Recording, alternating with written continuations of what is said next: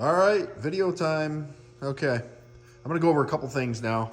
So, relevance-wise, if you watched my last video about the oil pan gasket debacle, these old Milodon pans, well, I shouldn't say old because they still sell this.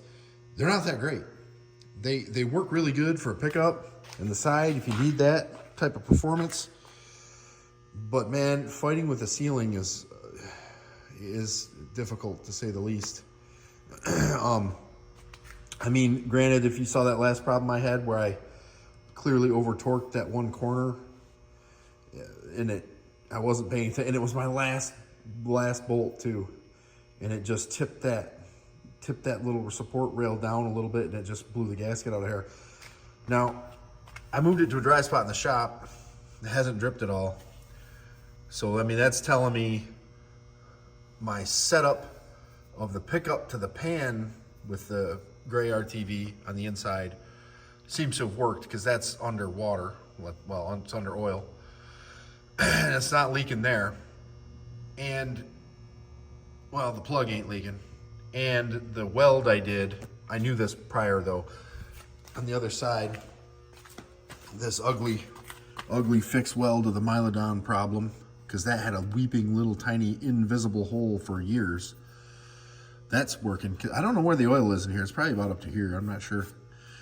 But dry spot in the shop, so overnight there's no oil, because that's full now. It's got oil in it. 6.5, 7 quarts probably. So we know that's good. This is the part that's damaged here.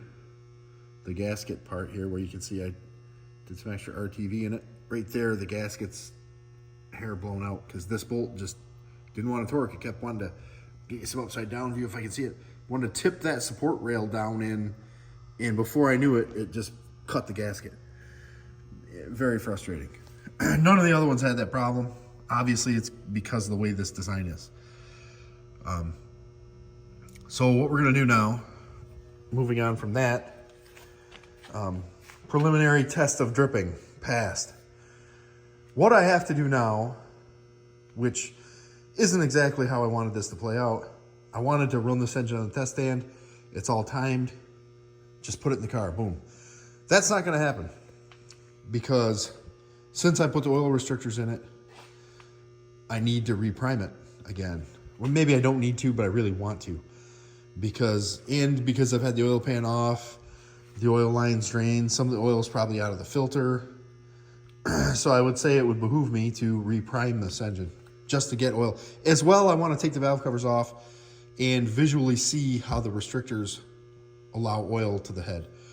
I probably should have done this prior to the run-in, but I don't know. I just didn't get the information conversationally from my guy or what, so whatever. But this comes in junction, or in, well, it relates back to another video I did about marking all my stuff. So now I got it on top dead center firing. You can see in there, 0. So now I'll be able to look at that cap initial marking here, and it's pointing on 0 almost perfectly. And I got my distributor. I mean, this is simple stuff, guys, but this is a actual situation in where this is coming in handy that I did that.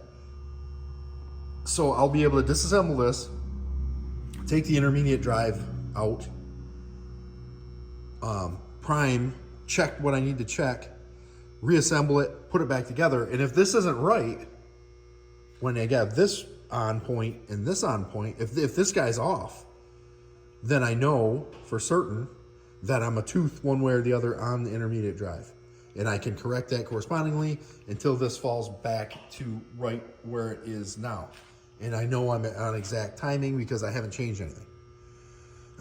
Now you're gonna have to fight with the tooth alignment for sure, because you're gonna spin the oil pump drive. So this, if anybody doesn't know, this is driven by a hex. I brought the shaft in today. I'd already bring this home. I had to turn around and go back and get it. This is a hex shaft that reaches into the drive. You turn it with a drill, counterclockwise actually, and it primes the system, pushes oil all through. Now what'll happen is the phasing of that hex will be different. So you'll have to jockey it with the drive. And that might want to force it to go a tooth this way or the other, because this is driven by a straight like screwdriver type drive slot. So it might not be exactly right. So now with these witness marks, I'll be able to check and get it back to exactly where it's supposed to be, right? Hope that makes sense.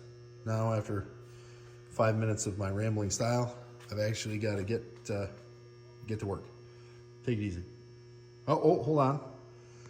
The second phase of this, oil pan check, after I do this priming, and I have some run back into the block, what I'm gonna do, since my damaged spot is over here by the flip-flop, I'm gonna put this on the stand tilted if I can. I'm pretty sure I can. I think there's holes in the stand thing. I'm gonna pin it there at like a 45-degree angle, so this section should be covered in oil.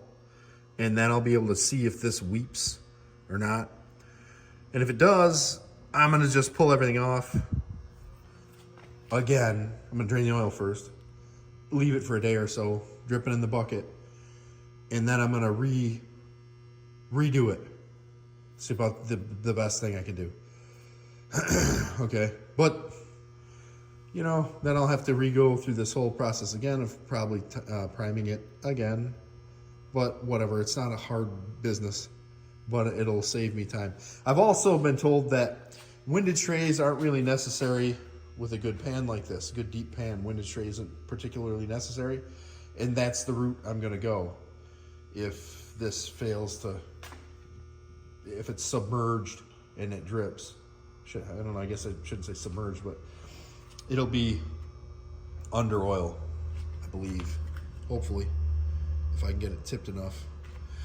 If I can get it tipped, it should let oil flow up that way.